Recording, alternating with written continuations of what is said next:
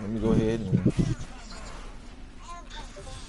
go to. Hashtag shoot the shit. Oh, it's too late now. I already started the stream. I'm about to. Hashtag Shit. NRA.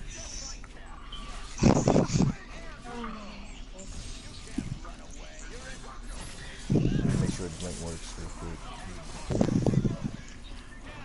Alright, that's up. Let me go ahead and.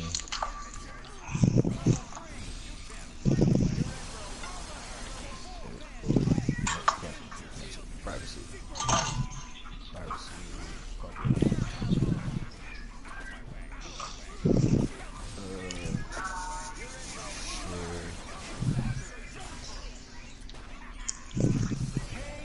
Hashtag butt mistress.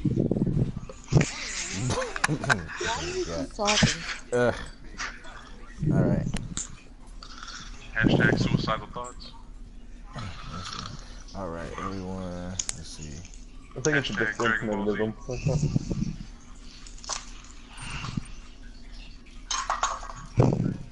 Hashtag ghetto boys. Cast is now live. Hashtag Maroon 5. And for our visually impaired, 5 Maroon. Alright, I just posted it to the page. Alright. And we're going to go ahead and get started. Alright. Let me go ahead and do the introduction. Alright, welcome everybody to our very first podcast in a while. This is brought to you by Marvel vs. DC fan page, where we talk about comic books in general and everything of that nature. I am your host, Admin Static, along with my other hosts as well. I'm not going to call them co-hosts. I'm going to call them hosts and a special guest. One of our hosts is Admin Negro Lantern. Say hello. What's up, people? We have Admin Scarlet Spider.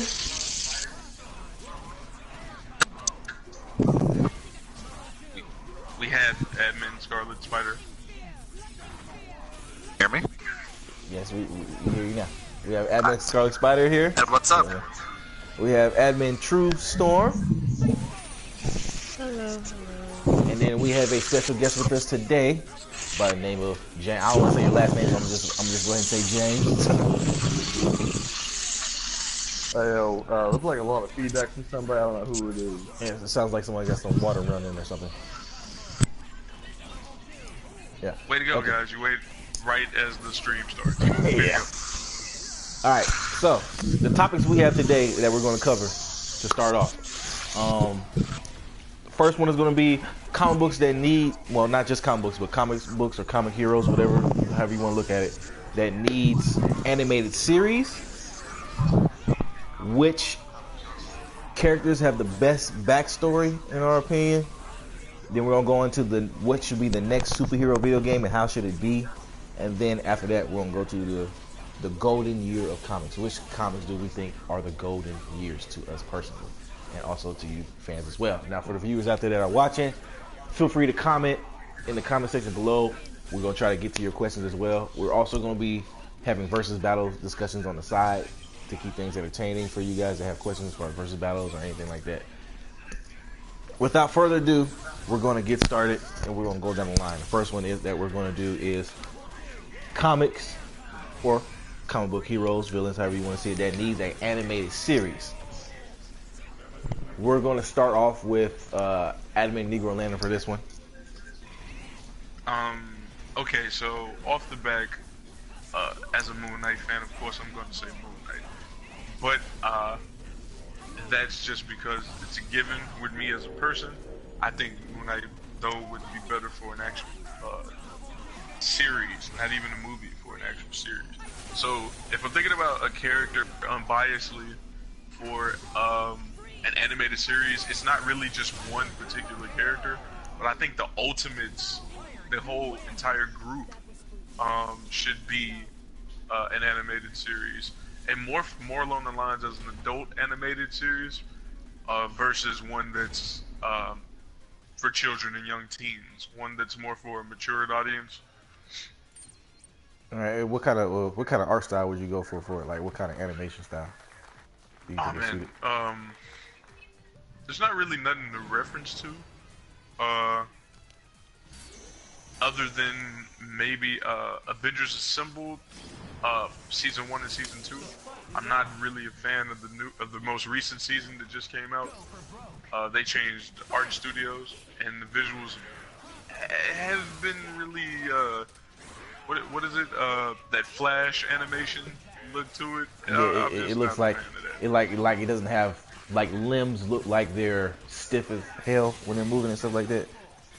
Well, it's not that bad, but the expressions in the characters' faces are like too smooth. You know what I mean? Like the outfits are too smooth. There's no actual detailing, so I'm not really a fan of what I'm seeing. Okay. All right, I get that. Anybody got a rebuttal for that or anything for against Moon Knight? No, Oh, really? that'd be kind of cool. I could see it as being more of a adult-esque style and like storyline, because it seems like that's the best way to go for a character like that. Somebody's got a little bit of feedback. I don't know if you're watching the stream or if you're too close to your TV. Just back into just a tad. But yeah, I can see that. I think I would like to see a Moon Knight, you know, a all-white Batman series. Oh my god, you said that just to fuck with me. But yeah, I think a Moon Knight would be pretty good. I would like to see that Netflix. You know what? As far as animated styles, I'd actually like to bring back that old X-Men animated series style. The old honestly. traditional kind of sketchy look. Yeah. I mean, when you look at like up-to-date versions of it, it looks visually nice because it's been HD'd. So the coloring is better, but the style, the amount of detail that went into that animation series was really great. And I think the only thing close to it these days, and I can't believe I'm gonna say this, is the what is that? The DC animated movies, and not every last one of them, but the oh my god, what was it? The Contract one, the Judas Contract. The Judas Contract. That animation was really good.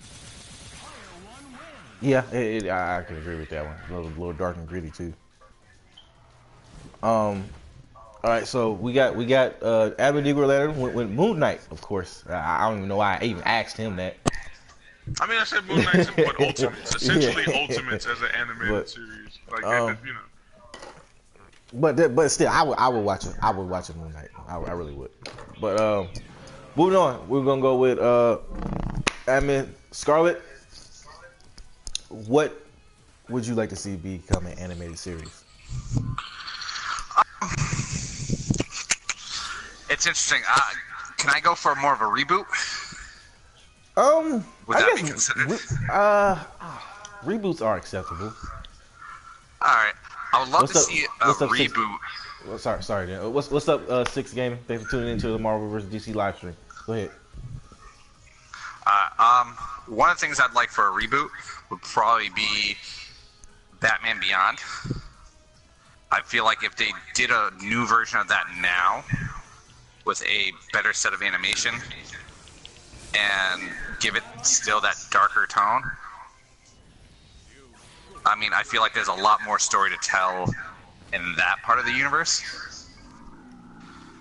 Yeah. I mean, realistically, like, even though it was kind of short-lived, I enjoyed it. And I feel like there's so much more story to tell in that. I like how a lot of times we say realistically when we're comparing like fictional stuff. Yeah, I mean, I can also see like a Miles Morales Spider-Man series. God knows. If done correctly, it could be done correctly. Or it, like, either way, it ended up being like a little goofy, like the Ultimate Spider animated series, which also I feel like worked. Yeah, I can see. Yeah, Batman Beyond. Yeah, gaming, Sticks The Gaming. problem with We Batman do know. Beyond is the community for Batman Beyond is not loyal. Yeah, Like it's that really fan not. base is just not loyal. But a reboot would be a I mean, I reboot feel done like right. that would be the time for a reboot. You know what I mean? Like, because when it was done what, early or late like 90s, early 2000s, when that series was up. Yeah, roughly around that time. So it's been almost 20 years. It wouldn't hurt for a new series. And for everyone just now tuning in to the Marvel vs. DC podcast, right now the topic is basically comic books or comic book heroes and whatnot that we feel that needs to have an animated series. And so far we have Admin Negro Lantern suggesting Moon Knight and the Ultimates, and we have Miss Scarlet right now suggesting a reboot for Batman Beyond. Just to get you up to speed. All right, let's go ahead and continue. Scarlet. So anybody got anything again? I mean, Admin already, Negro Lantern already said that the fan base for Batman Beyond isn't very loyal, which is true. Which is true. So you want a suggestion? Does anybody have any a rebuttal against Batman Beyond being a reboot? I kind of do, because right now with the DC movies that are coming out recently, I feel like they would be fighting with the movies, and then fans of the movies would be irritated or upset about how they portray Batman in animated series, or vice versa. Yeah. And quick side note right now, we got hold on, give me 1 second. We got Six Gaming saying, if anything, bring back Teen Titans, but you guys know that they're bringing back Young Justice. Yes, Young Justice is coming back, and the rumor is that Teen Titans is getting done as well. Actually, there is a rumor has it that they might be bringing back that version of Teen Titans. Yeah. So there is actually something to hear about that. So, yeah, as long as Titans go. All right. I don't even want a reboot. I actually want to continue them on the same universe of the Teen Titans animated series. I want to know. I don't know. That's kind of far back. I think a reboot would be in order. The only reason why is because I'm not satisfied by the final episode. Well, like, I want to know what happened to Tara, or Tara, whatever her name was. I want to know, Tara. but I ain't satisfied with that You know ending. what? That was a really big cliffhanger. What the hell happened to Tara? Yeah, she. Like, I'm sorry, but it's just not a good enough answer. You know, Teen Titans was so butt, I don't think anything was going to be a good answer. I don't think you're a good answer. Damn. Teen Titans is booty. All right. Now, speaking of that was True Storm with her witty comment against Negro Lantern. So now it's actually her turn now to what would she like to see as an animated series for. It's actually quite easy. She's going to I say wanna see- She-Ra. No, I'm not. I want to see Angela.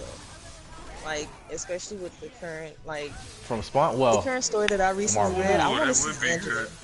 I want to see, like, especially if it's based off the comic that I recently read, like the whole comic series that I recently read on her. I want them to build off of that and incorporate the comic and all of that shit. I would love to see that on screen. So like, we're- I'd be a kid coming I think home that was from the school. all new, all different run for Maybe. Angela. so It okay, might so you want to see animated series on the Marvel version of Angela, just to be clear for them. Well, that's where she is now. Yes. Angela's in Marvel. Yeah. We know she's in Marvel now, but there's two versions of her, Image and Marvel. But Well, for the fans, yeah. She was saying recent version, so for the fans' sake, to be clear, we're talking Marvel. But yeah, yes, go ahead. that is correct, yes. Yeah, go ahead. I want to see it because one is like it has comedic breaks in it, but also it doesn't take away from the seriousness of the actual ordeal of it all. And on top of that, she's like a freaking lesbian, and I'm all about that. So I want to see all of that.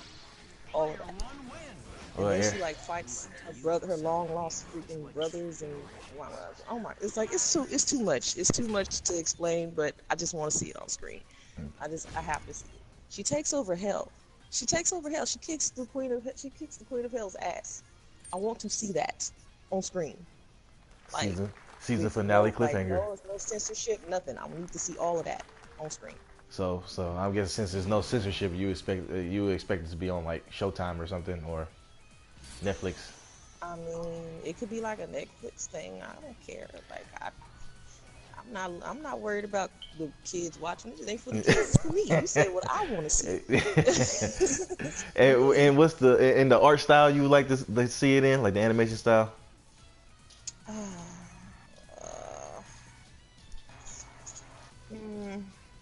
That's. I don't want any new age. I don't want any of these new art styles that's been going around in all these animated shows and stuff.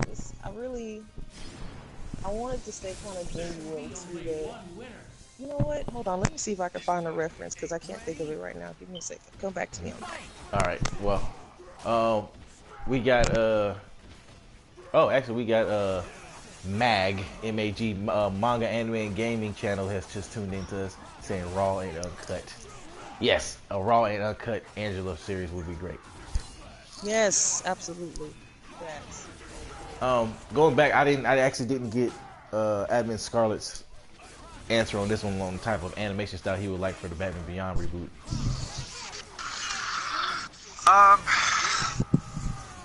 Honestly, I mean, I like the way some of the styles are now for certain animated movies. Not all of them, but like there's certain ones that are kind of just right. I would probably say like if you which movie was it? Son of Batman. Like I liked that anime style, like that animation style. Okay, yeah, I feel like that would work for that. In my opinion. I can see that. So that would be my answer for that. Yeah, I can see that. All right. True Storm. Did you go ahead? Did you get that reference you think of? Or do you want me to? Give me a moment. I'm searching for the exact show right now. Okay. All right. So while we're waiting on Admin True Storm to grab her answer to that, we're gonna go ahead and move on to the guest of our show, Mr. James W. here, which is a fan of the page as well. We have him on here as a guest. What would you like to be turned into? Like to see turned into animation? What comic book or comic book character? Well, like I have about 2 different comics line-wise that I would prefer. The first one, it'd be Wolverine, and I'd like to focus more on his storyline without the X-Men, like either before or after the X-Men, on an animated style. Because Wolverine has a lot of story, and the X-Men animated series did cover some of it, but I feel like there's a lot left to be desired in animated version of, Wolverine's story. Okay. Me personally, I don't want to. I'm tired of Wolverine. So I mean, y'all can keep that. Y'all can go ahead and run with that. Well, the only reason why I want an anime version of Wolverine is because you got a whole bunch of teenagers and stuff that claim they know all this about Wolverine and how they love Wolverine and everything like that, but they really don't know that much. They only know about his time with the X-Men. They don't know the before or afterwards. That really irritates me because I'll go discuss with them about things about Wolverine, and then they'll get their facts wrong, or they'll reword it to where it sounds like they're right, but they're playing on the words, Yeah. Before we continue this answer, let's go ahead and answer or refer to one of the comments here. Max says, I like the anime style of Devil May Cry or Castlevania. That's the anime stylish type of art they should use. I'm guessing referring to Batman Beyond, I'm guessing. Okay. I could see that, cause Oh, you're cutting in and out, Scarlett. You must be far from your PlayStation or something. There we go. They did do that with some of the Marvel series a couple years ago. Like the X-Men, they did an animated version of anime version of that. They did an anime version of like Iron Man. I feel like they did another anime version of another series, but I can't really remember what that one was. And but okay. I mean, I could see that. Yeah. Now back to James W here. You said Wolverine and what else? I like an animated series of Hellboy because they do have a few animated movies of Hellboy, but they don't really have any good series of like anime series or even animated series of Hellboy. But they do have 2 good movies. Well, 1 good movie, the other one's decent. And then they have a decent, borderline crappy animated movie. Okay, I can see that. I think I would be interested in that Hellboy movie. How would you? Well, speaking of Hellboy, what do you guys expect anything from the new reboot that they're coming out with? I'm sorry, it's kind of a little. We'll get to we'll get to that in a minute. We're gonna try to stick on general topic right now. All right. Yeah. Before because we'll start ranting and shit. At least I will. I was ranting about that movie. But yeah. So like with the Hellboy animated series, like how would you like to see it done? Like, well, kind of like some Scooby Doo type shit or Men in Black type shit or something. Not even quite. What I prefer, honestly, would either to go old school like Thundercats or like the original Ben 10 series, like nice 2D, but still looks like it's got good definition almost. Either that, or I like to go to the realistic form of animation. It would take a lot more time for it to come out and stuff and develop and be a lot more expensive. But I feel like if the artwork was something along realistic, kind of like along the lines of Old Man Logan series, very brutal and like realistic and just all around not cartoony, but you know what I mean, right? Yeah. Like yeah, very realistic almost, but not quite. I feel like it would, in the long run, it would pay off for the series, even though it would take a lot longer to animate. Gotcha. Anybody got any rebuttals to the Wolverine or the Hellboy? I feel like that's a sign for me to say something, and I don't. I'd probably say instead of like a younger Wolverine, go Old Man Logan, and do it in like the anime style of like Spawn. Well, the reason why I don't want to do the Old animated Man Logan series is because Old Man Logan's very common. Like, even my brother, he's not a comic fan whatsoever. Like, I have to force his ass to read comics that I get. And he even knows about Old Man Logan. He loves Old Man Logan.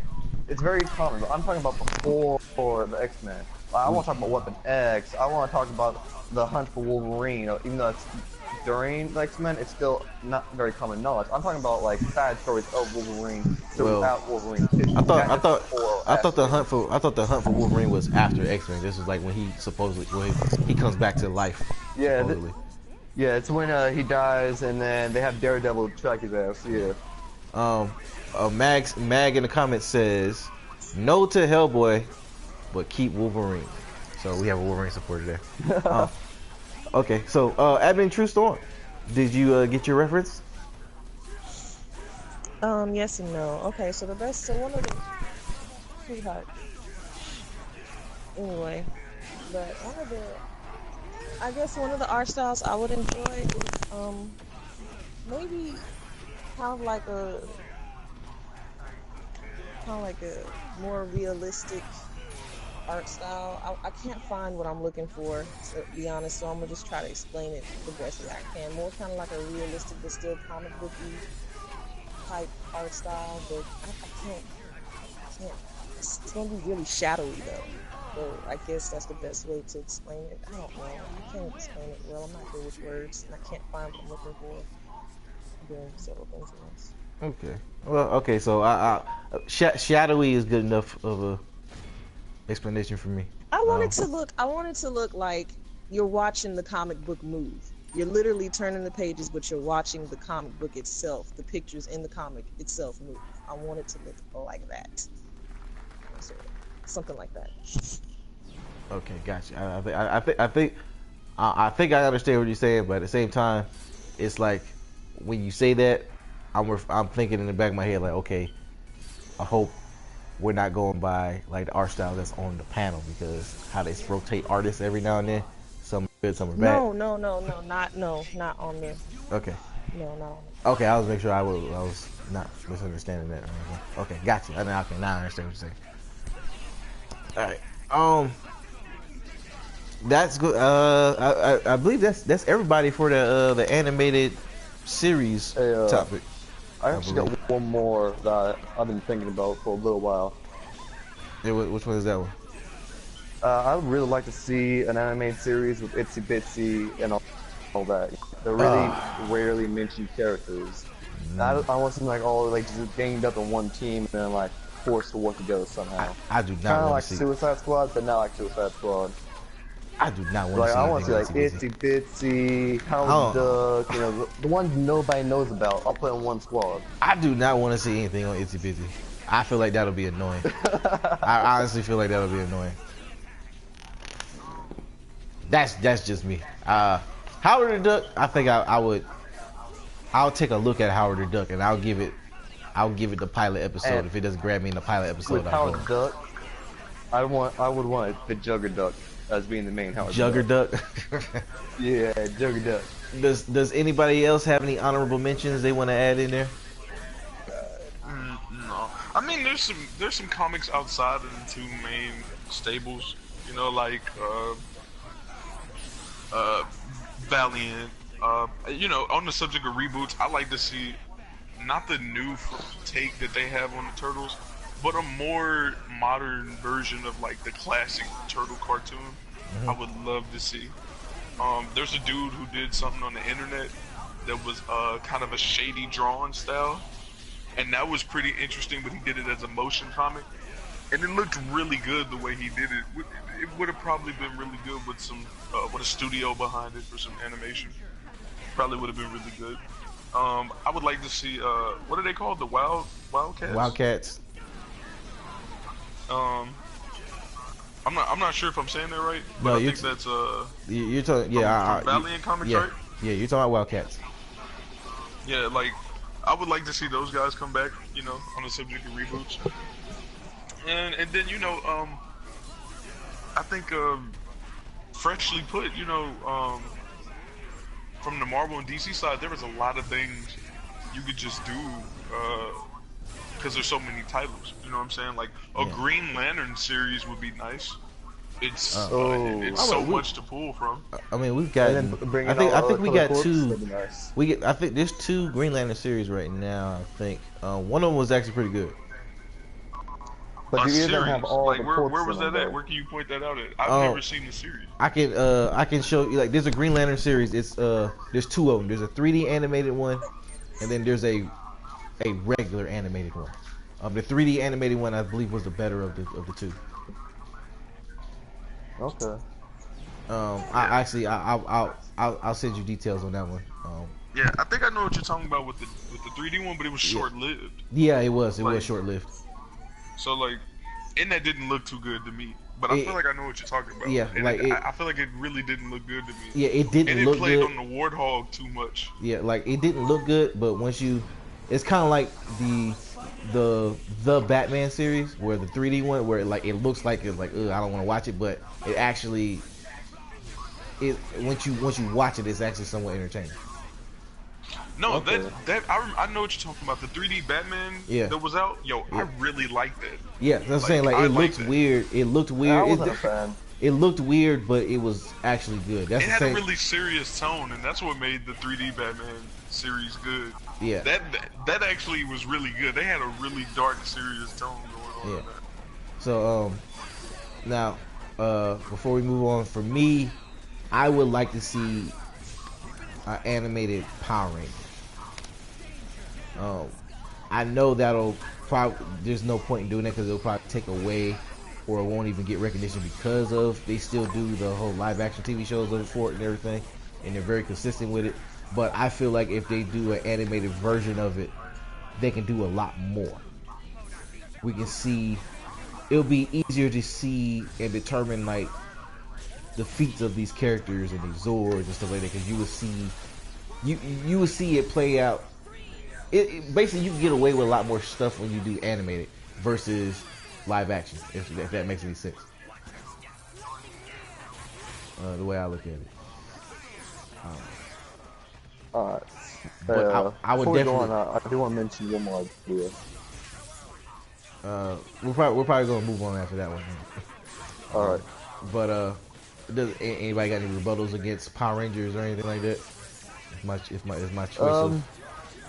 choice of I wouldn't want to see animated, Power Rangers as an animated series. I wouldn't. Me either. I would like to see feel like Power there's Rangers been enough rebooted Power as a Rangers. series. Exactly. Like, I think Power Rangers right now is being overplayed, and look how many series of the actual Power Rangers there are from the movies and TV shows. I just feel like, with good series, sometimes you just gotta let the good series end before you destroy them and make it to where too many runs or something too cheesy happens, and then everybody's opinion of that series dies. Not naming I any don't names. think so. I Star think Wars. Power Rangers should continue to go on. I mean, look at Simpsons. Simpsons just started their 30th season. Like, they just started their 30th season. Like, and people thought Simpsons should have finished way back in like the 7th and 8th season. Like, and here it is going strong for the 30. Like, and it's good. I actually myself like have watched every episode of every season. Like, it's I like it.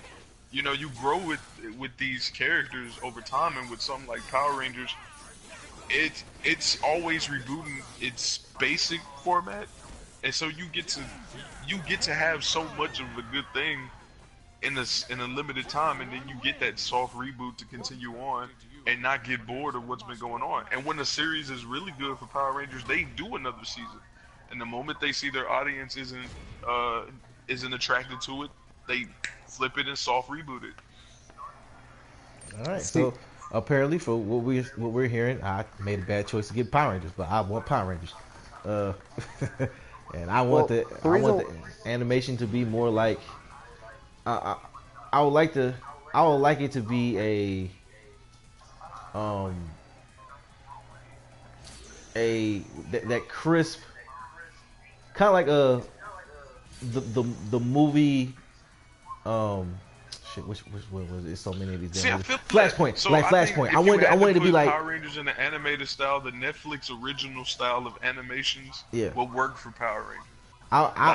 Not a Western classic style. Yeah. I think more of an actual Oriental influenced animation style for Power Rangers will work way more. Yeah, that's what I was looking more towards the animation that they kind of did for the Iron Man, that kind of anime Iron Man. See, and I'm thinking more along the lines of what is that? Evangelion? Like, that's what I'm thinking. Evangelion, yeah. Oh, the actual anime style. Yeah, so like when the Megazords are involved, it's 3D.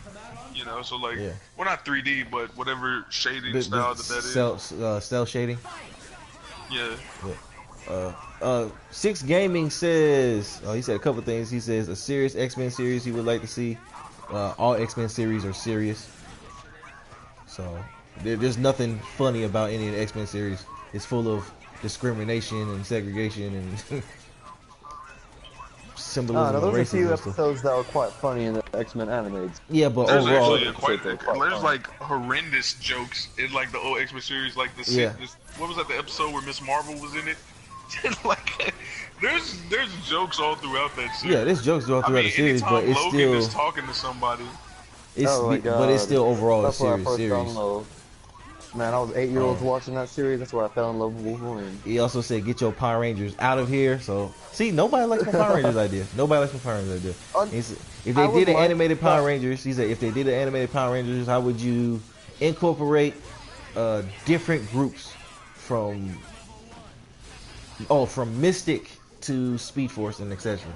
Honestly, I would rather just go with the first original set of Power Rangers and just do a story based on them. I don't really care for incorporating all this other stuff in the animated series. See, I would go for the Power Ranger idea if they waited a few years, because like they just came out with a new series and they just came out with a new movie. I don't think right now is the right time for another Power Rangers because it's getting overplayed, and I don't want them to go too fast. I mean, all this is in theory though. This is what I'm saying. Like, but so something just not coming out makes it irrelevant. You're saying that there's a saying though that says fire that burns twice as hot burns out twice as fast, or something like that. And that's what I feel like they're doing with a few other series of comic books and animes and stuff. They're going too fast, and they're gonna kill out their fan base because, and the one thing I hate the worst is when some producers or actors or whatever, they play something till it's dead, and then everybody hates it because eventually a good idea has to die out, at least for a little while. And then the next generation comes in, then they can improve on it. That depends on the fans itself, because like to counter that, it's like take a look at Batman fans. We get Batman is forced down DC throats in everything. He is in I don't want to every. hear about no Batgod fans. I'm just saying he's in everything. Even if the movie is not his, he's in it. He's forced down our throats constantly, and his fans don't. I mean, Batman is essentially a Power Ranger. Come on, guys. Yeah. Batman has his own ninja series. Like, what the hell? But before we extend the time any further, let's go ahead and move on to the next topic. So we all got everybody's animated series down. Ant-Man, Negro Lantern. We decided to go with Moon Knight. We had some honorable mention to the Ultimates. Ant-Man Scarlet Spider went on ahead with Batman Beyond. Ant-Man True Storm won the Angela run, which would be I think is pretty cool. And then we got James W. went with a Wolverine and honorable mention of what was the honorable mention again of Hellboy. Honorable mention of Hellboy. Yeah. And then I myself is just Power Rangers. I don't really care for anything else right now as far as animated. But out of the two, me personally, the most interesting ones would probably be Moon Knight and Angela. Only thing is with Moon Knight, I feel like we've kind of no, I can't even say that. Well, yeah. With Moon Knight, I kind of feel like we may have been down that road before, but it'll be more gritty.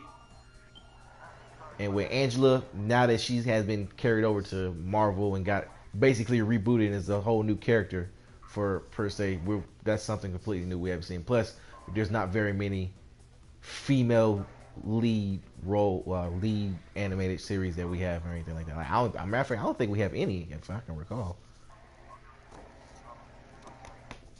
Does anybody recall any animated series with a female lead or a female main character?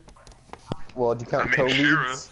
Like that's from He-Man.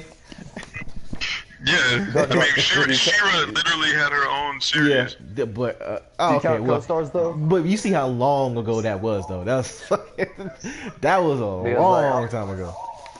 It may be a bit old, but Thundercats still got a place in my heart. Yeah. So, Legend of Korra was a good one. We're not even going to talk about Thundercats because right now it's pissing me off what they're about to do with Thundercats. So. No, you know what? He's right. Legend of Korra, main protagonist. Oh yeah, Legend of Korra. Yeah. I forgot about that. Actually, my daughter actually likes that show. Weird. Actually, we're exaggerating too because even if we don't like those kind of shows like Bratz, you know what I'm saying? Dora, I mean, and so on and so forth. Even things that have come out in the past 3 years, but a lot of shows have female, a lot of animated shows have female protagonists. We just personally don't indulge in them. Yeah. Not naming names, Barbie. All right. So let's move on. Let's move on to the next one. The next topic that we're going to talk about tonight. The next topic is going to be, we're going to tie it in with the first one, is the best backstory. Which character do you think has the best original backstory? So now we're going to go ahead and start with our guest for this one. Who do you think has the best backstory? For best backstories, do you count villains as well? Yeah, I count villains as well. I have to go with the Kingpin. Kingpin. Yeah. You just said the guy who got raped, right? Nah, but if you think about like his backstory is really gritty, and I like it because it shows that he's actually got a life past the villainy. Like he's got a wife, he's got kids, that kind of stuff. Well, I mean, I don't know if that would be a good. That's basically almost the majority of the villains with so-called class, like Falcone and Two-Face and stuff like that. If you're not counting that, then I'm gonna go a little bit cheesy here, and I'm probably gonna get some hate for this. But I'm gonna have to say the symbiotes, because they're literally just organisms trying to survive. I can, as a backstory, well, the backstory they just created. I guess I'm not too. I'm still learning the new backstory they have for the symbiote, so I can see that. Yeah, their story has been growing since Venom Space Knight. Yeah. Like that's really well. I guess you could say Flash Thompson becoming the host, but really the expansion of their character, the symbiote themselves came from like Venom Space Knight, where you can really say there's some depth to their background. Six Gaming says Daredevil. Daredevil does have a pretty good backstory. I try to go like non-obvious. Okay, so we got that was James W's response. Next, Admin True Storm. Who do you feel has one of the best backstories?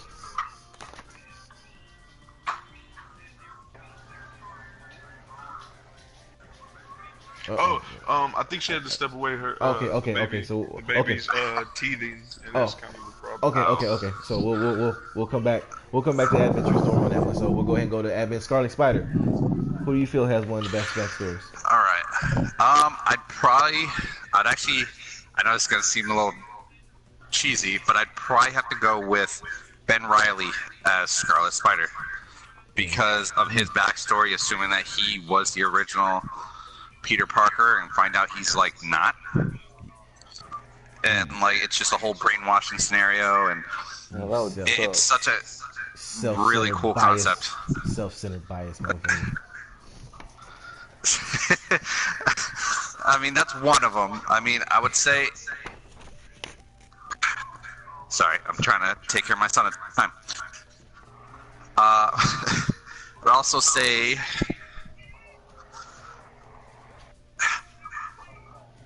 Honestly, I'd probably have to stick with that. I feel like I have another character, but it would take me a minute to figure that one out. Okay, alright, so we got Scarlet Spider, and Scarlet Spider is my favorite Spider-Man, so I can like rock his that. backstory He said Ben Reilly. He said Scarlet Spider-Man, not Scarlet Spider. He said Scarlet Spider-Man. Oh my God! Really, like pulling hairs right here. You have to. They're two different characters. I'm offended that for you to mention Ben Reilly, you posed as a fan, but you don't realize like there's two Scarlet Spiders. There's literally Ben Reilly, Scarlet Spider-Man, and then there's Scarlet Spider Kane when he tried to pay homage to Ben Reilly. It became like his own solo series. But I think when he said Ben Reilly, I think we understand who he's shooting when he mentions Ben Reilly.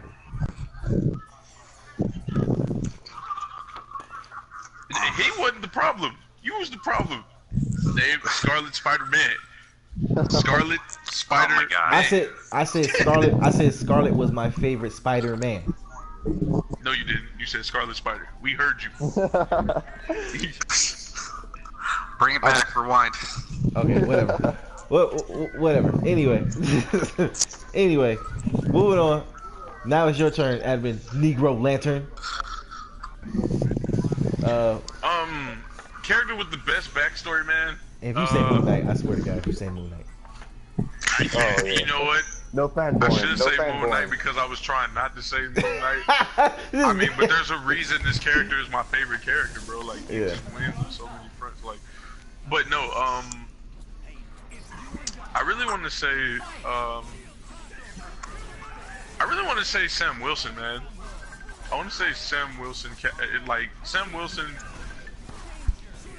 as a whole, you know, from being Falcon to becoming Captain America to going back to being Falcon, like the run he had as Captain America was just so good, and it added even more depth to his backstory, his actual humble beginnings, this always standing by Captain America, and somebody realizing that, writing a story that showed like just how close his relationship with this iconic character was, and how important it was to the Marvel landscape. Like, I really like that. You know, I like the things that he had to overcome while being Captain America. You know, I like that it was almost like a reflection of the President Obama's situation. Like, I really loved it. You know what I'm saying? I can sit up here and say Black Panther backstory. I can sit up here and say Moon Knight's backstory. You know what I'm saying? Like, I can mention Spider-Man. You know, I'm not a Peter Parker fan, but he does have a great, inspiring story. You know what I'm saying? Like, there are millions of people who've been inspired by the mythos of Spider-Man. You know, I can say Hercules from Greek mythology. You know what I'm saying? Like, but if I'm being honest, the one I can relate to the most would probably come up to Sam Wilson. Okay. Sam, I can actually appreciate that, especially since he did recently have that Captain America title. That's a huge jump from where he was, like gaining a mantle of that magnitude. And that's what I'm saying. Like his going from being the sidekick-esque character to becoming more of a partner, right? And then going from being a partner to being a household name hero, and then going from this to becoming what will always be immortalized as an icon now in comic books. He will forever be an icon now. Like, that is amazing. I mean, this character is so important. He ended up in the cinematic universe.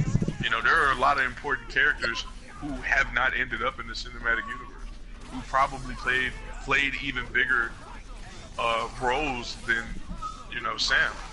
But, you know, clearly somebody somewhere once again noticed how important his character has been to the landscape and made it so that he ended up on the silver screen, and that's big. Yeah, I can see it. On a side note, I kind of want. Agree. There's a similar character that's like that, except for the fact he's never really been in the cinematic universe. I'd say Wally West kind of took a similar mantle. Wally West, you talking about when we taking the Flash mantle? I don't think in the comics, like, well, even in the comics, I don't think that doesn't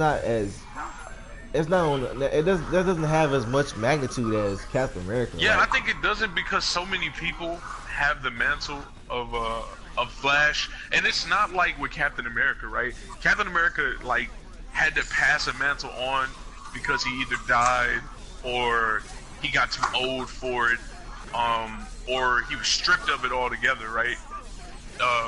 With Flash, it's a bunch of Flashes at one time that coexist. You know, Flash is essentially the Bat Family. Yeah, like if you read the Flash Wars, you got Barry Allen and, matter of fact, Wally West and Wallace all wearing the same uniform. Like, so. Yeah, but like I'm talking about like the redhead Wally West. He was, when Barry Allen disappeared during the Crisis series, he became the Flash for a temporary period of time. I agree, it maybe not be as iconic as like Captain America and Falcon, but it has a similar concept. That's what I'm saying. Like, it's like, I mean, they're all duplicates. That's what I'm saying. Like, they're all like, with Captain America, the Captain America mantle, there's no duplicate. Like, either someone takes that spot. You don't see 3 people walking around with a shield. Yeah, because I think you know what's really deep is what Punisher said when he gave up being Captain America, and the kids went to question him and really find out what really happened with him, why he gave it up, and like he expressed it, he was like, being Captain America has nothing to do with the person who's Captain America. It has everything to do with that title, you know. And so he was like, there's an ideal that you just can't uphold as Captain America. And if you can, you're a better man than me. You know, and so when you take in consideration what Punisher said, like way before Sam became Captain America, you see it reflected in Sam being Captain America, right? Sam even bumped heads with Steve because they didn't agree, and that was before the Hydra situation, right? That was before the Cosmic Cube did what it did for Red Skull. Like, there was already this situation where Sam and Steve were bumping heads because they had two different ideals of what you should do as this symbol of freedom and hope. You know, so for Captain America, he was like, Sam, I never got into politics. You know, he was like, that's just a voice I don't have. Captain America doesn't have a political voice. And Sam was like, but it's your duty. You know, like, that's what Sam's whole thing was. He was like, if I'm not here for the people, what am I doing? You know? And so it challenged a lot of stuff in the landscape. You know, it challenged, like, how do you as a person perceive Captain America? And it was so, and you know, that was such a huge thing because it became a hashtag in the comic book and in reality. You know, it was the hashtag give Cap the shield back.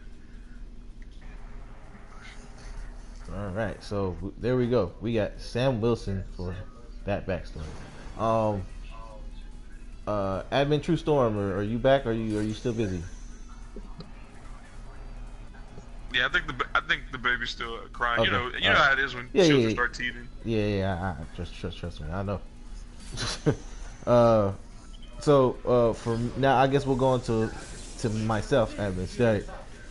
For me, it's hard for me to choose between,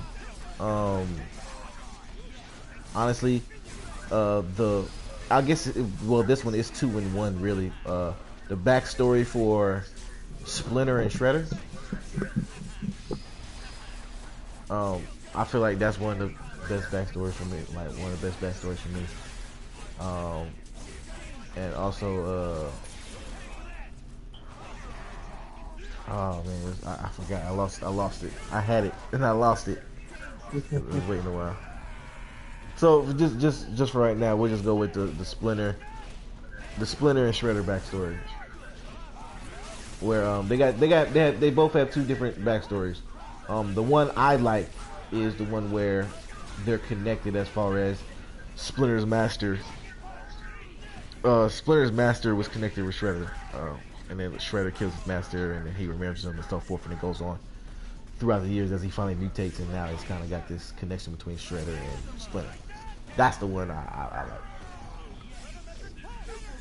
and how pretty much they, at the same time, you get the same instances going back and forth between Shredder building his empire and then Splinter learning and teaching himself the ways of the so-called ninja as a rat, and then he comes on to get the turtles and stuff like that. So I feel like that was a unique backstory for me.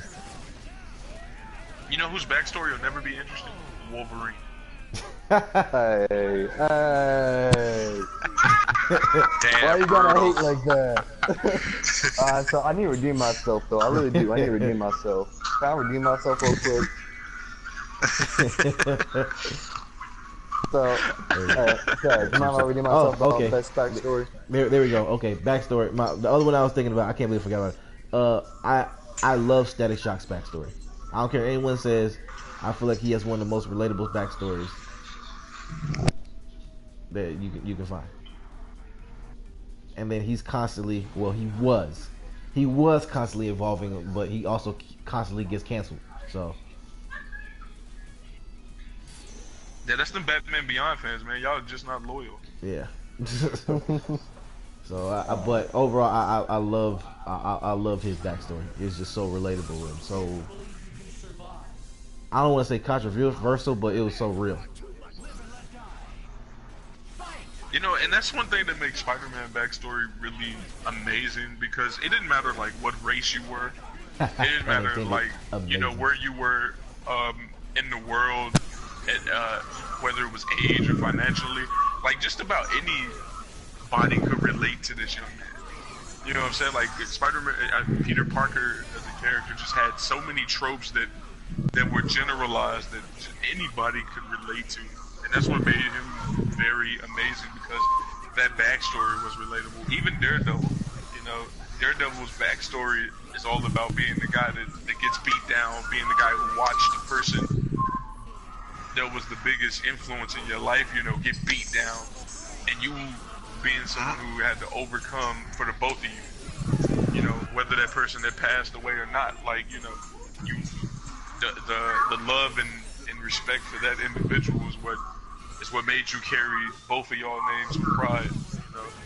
Yeah. Is it, we got young Gauki. Says, why you hating on my nigga Logan? Because Logan is overrated, in my opinion. He ain't overrated. He is. He's very much so. Hey, he does so much He's stuff. the Batman. He's the Batman of Marvel. No, he ain't. Yes, He's he is. not the Batman of Marvel. He is the Batman of Marvel. Just like in Right, you know how many DC, times this- just like in DC, You he's know like, what- oh, Batman wins everything, but majority of the time he gets his ass whooped. And the same thing Wolverine, he gets his ass whooped a lot. Man, nah, I never claimed he wins everything. I'm realistic about Wolverine. I know his faults and like that. He's not even Wolverine's about to interesting. get his ass kicked. The most interesting about him is the fact that he's old. That's it. Well, I like him because I relate to him, you know? I relate to him. That's the only reason why. Not because his storyline, but the way his psychology. Are you and telling me you his, relate? like- Are you telling me you relate to being a short, dirty, unethical old man? No, I relate to having to fight between what I want to do and what I should do, trying to fit in, you know, trying to maintain a balance in my family, like Wolverine does constantly. Okay, that's not relate- constant. That's Yeah, definitely that's not not constant. even a Wolverine trope at all. Yeah, that's like No, old man. because That's old man Logan. Hear me out. That's old man No, Logan. hear me out though. Look, let me hear me out, all right? Uh-huh. So Wolverine is normally a loner. He during the majority of his before he joined the X-Men, he was a loner. Then when he joined the X-Men, he had to learn like how, not really behavior-wise, but like how to offend, but not how to offend or how to get along with those X-Men. See, Majority of the time he fucking failed at it because everybody hated his guts. Well, okay. Yo, apparently we need to make a Discord, y'all. Do we have a Discord? We need to make a Discord. A Discord. No. Hey, I'll see you at the next. I have Discord, but I haven't set up a channel. A lot of my clanmates have set up channels, so I'll have to figure out how to We work can do Discord. that. We will next time agree. we will definitely have a Discord. Yeah. But, And we will I be can streaming agree. DC Universe Online too next time. Yeah. But also too regarding Wolverine, kind of can't agree with that statement because the two things with Wolverine is his pain of having constant true loves. That's one, Exactly. and the second one is just like figuring out who he is himself. That's it. But as Yeah, far because as it's not about his kids. That's one Yeah, thing Wolverine it's is not- not. He is not a person who's about keeping Oh, his yeah, family yeah. together. He's not a He's not. fatherhood. He's not a fatherhood he's person. not. But he- no, that's what I'm saying though. He's got to choose between going after his love or hurting that love, or not going after that It's- love. Like look at all his partners. Every single one of his partners has ended in some horrible ass way, whether being killed by Wolverine himself or somebody using his loves to hurt Wolverine. And he's always got to keep that in mind. So he can't get he has to try to avoid getting close to people, but because of 3 reasons. One, either they're going to die before him because, you know, being immortal and shit, basically. Well, not immortal, but, you know, aging slowly. And then 2, he knows that his enemies are going to use those loves of his to affect him. He knows this, but yet he loses the fight every single time with those loves. Mag asks, how many novels does Wolverine have? For Oh, novels, so many. Oh my god. I don't. Man. Jesus You Christ! cannot answer that question. Like you can't. You cannot answer That's, are and that's you another. including And that's X-Men? another. That's another reason. That's another reason why I say he's like the Batman of the Marvel Universe. Just like Batman has so many freaking novels, it's just like Wolverine. Like they live off of Well, Wolverine. it's not even that. It's longevity, because you can say the same thing for Spider-Man. Spider-Man has longevity. You know, Batman Yeah. has longevity. Wolverine, longevity. You The know, closest like, guy in Captain Marvel America, to Batman, I would longevity. say, is Tony. I would say Tony, honestly. Think about it. They're both are super rich, and they both use a technology to fight crime. I would Everybody say being- Daredevil. If you're talking about tropes of each other, like Daredevil was definitely closer to Batman. Yeah, I'll give you that. Yeah, I'll Tony. give you that. Yeah, like Daredevil way closer in Light novel? in characteristics. It's definitely Daredevil. But if we're talking about like riches, Tony and Batman are nowhere near the same. Alright, Yeah, so, Tony is. I Mad- believe Tony is actually way richer than Batman. Yeah, he's matter of fact, I think Tony's worth 50 billion or 500 billion, and Bruce is worth five. I think Bruce is worth $5 billion. Like, Yeah. Oh. and T'Challa is the richest of all of them. Yeah. T'Challa is worth trillions, over 500 trillion, like Yeah. bucks. Like, so Matt asked the But question. we're actually getting off of we're veering off from the topics here. Yeah. We went from Well, I just want to answer backstory this question real quick. I was Uh-huh. going to answer Matt's question real quick. It says, I'm talking about comic books, I'm talking about light novels. And for light novels, I know for a fact he has at least 5 that I've read personally. And I know he's got 2 more that I haven't read. So I know there's a minimum list now. Is that more? Let's see what other questions we got here just before we move on. What Bruce Wayne owns? You said what Bruce Wayne owns a whole city, and Tony Stark can buy that city. 3 times over, if not more. Tony Stark can buy Metropolis if he wanted to. But hey, do you mind if I Okay, redeem myself somebody's for got. original Hey, buy backstory? that Hold on, city hold on, and next time out. Somebody has a lot of noise in the back. Oh, 1 second. Is it better? It sounds like somebody's watching something. That ain't me. no, let's not let it take us off course. Let's not. I mean, I can't hear. That's what I'm saying. It's hard to hear with it. Oh, it's not that loud on my end. That's why. Damn. Oh, it's but, gone now. So. Oh yeah, it's gone now. Would you like me to? Okay. Can All I right. redeem myself for the original backstory? No. We are extended. We'll come back to it later. let's right. try and push through these topics real quick. Okay. Next one. Next topic we're gonna go with now is the next. What do you think it should be the next superhero game, and how should they do it? I'm assuming True Storm is still not with us right now. Okay, the awkward silence tells me she's not. Nah, she's clearly still Yeah, trying to get the baby to calm down. Okay, gotcha. All right, so I'm kind of here. I'm kind of here, but I'm like I can hear you guys, and I'm gonna try to answer as soon as I get her quiet. But just go ahead and go, and I'll cut in. Yeah. Well, I'll come back to you last and see if you can. I'll put you last on each topic and see if you'll be clear. Thank you. All right. So we'll start with Scarlet Spider on this one. What superhero game would you like to see, and how would you like to see it done? Wow. Yeah. I think. I mean, who's supposed to answer first? Scarlet Spider. I think his connection just dropped. I believe. That is not good. That is not good. To keep it going for the people who are viewing, to keep it going. What? And this is the question is about the gaming, right? Yeah, this is the gaming. I'm pretty sure he's going. Let me send him another invite. But keep going. What character should get a game, right? Yeah.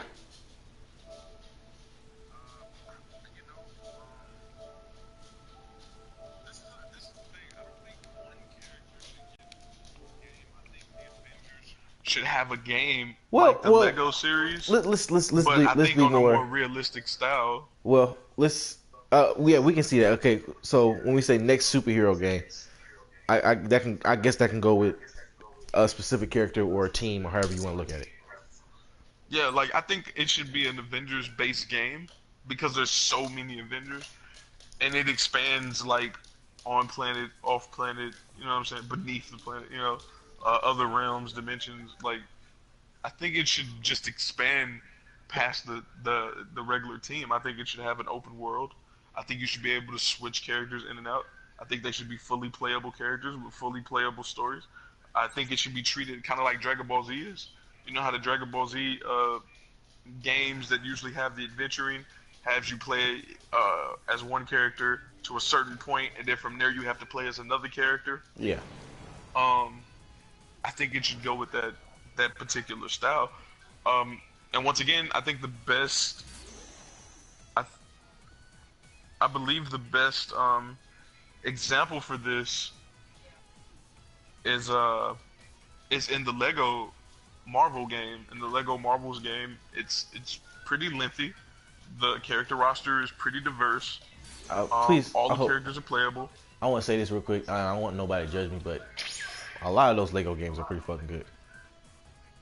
No, they are. Like, once again, pretty diverse. You know what I'm saying? Like, they're. I don't like the Lego look, but graphically it looks good. You know what I'm saying? I would just prefer more of an Arkham Knight, Spider-Man PS4 look. You know, I would rather have that almost photorealism look. Yeah. So, but I believe this adds an endless amount of enjoyment. You know, if you've ever had experience with the prototype video games, like, because of all the things you can do with one character, it's endless stupid fun. You know, imagine being able to play as the Hulk 1 second when you're somebody who's just going around doing reckless stuff, and you can switch that recklessness into an Iron Man, you know? Or you can switch that recklessness into a Daredevil. You can switch to a Punisher. You know, like, you can play Blade, so you're Punisher on a bike. You know, like, you can do all these different things. You know, you can be laser Iron Man, or you can switch to War Machine and be more live ammunition Iron Man. You know, so I really think we got young having Gauchi. this group dynamic is way better. We got young Gauchi in the viewer section. He's actually agreeing with you on that. I think that's young Goku. I mean Goki, right?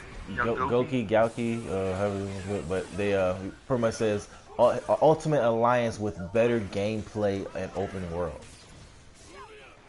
You know, even if it was just like Ultimate Alliance with that Gauntlet video style, like, just make it a little more up to date, you know, add a little more diversity to it, and that would absolutely work. You know, even if you put that same particular kind of game into like a Heavy Rain style, as long as you made it lengthy, like what is it, Becoming Detroit or Detroit? Yeah, become human. Yeah, and it's really called Detroit. It's a French word, so it's really not even pronounced Detroit. But nonetheless, like, that works. You know what I'm saying? And I believe that putting this team dynamic, even if it wasn't the Avengers, if you did Heroes for Hire, I think Heroes for Hire is a pretty major group. If people remember the Midnighters, Howling Commando, you know, well, Howling Commando's not so much, you know, but X-Force. You know, these particular groups like would make for such a huge dynamic because there's so much to pull from. Yeah. And really, as gamers, all we want is playback value. You know, so that's what makes Warframe such a successful game, because it's lengthy. And if you can manage that, it always comes back to Warframe. It always comes back to Warframe is, I love my Warframe, man. Warframe don't fail. You know what I'm saying? Like, every developer should learn from Warframe. And most of them have. I mean, a developer would be lying if they didn't say, since the rise of Warframe, they haven't paid attention. You know what I'm saying? They would be lying. You know, everybody sees it. You know what I'm saying? Warframe is consistently expanding. And we all know at least one game has based their game off of Warframe. We know, all of us know at least one has. Yeah. So, I mean, and I would say even Anthem, you know, that game coming out, you know, I would say Anthem is doing the same thing. It looked at the Warframe format, saw what works, and is trying to implement that into a Mass Effect style. I don't know why, but I have a feeling that Anthem is going to fail. I don't know why. I feel like it looks amazing right now, but when we get it, we're not even going to have half the content they're showing us. You know what I feel like? I can't even tell what the game is. What it's about. I really can't. I watch so much Riz. I cannot. So I'm hoping really bad that it's Monster Hunter with guns. Like, I'm hoping that's what That'd it be is. cool. But if it's not, to be like you know, it's military-based whatever. game. I feel like it'd be based off military operations. Basically a copy of Call of Duty, but in MMO style. I feel like it'd be something like that.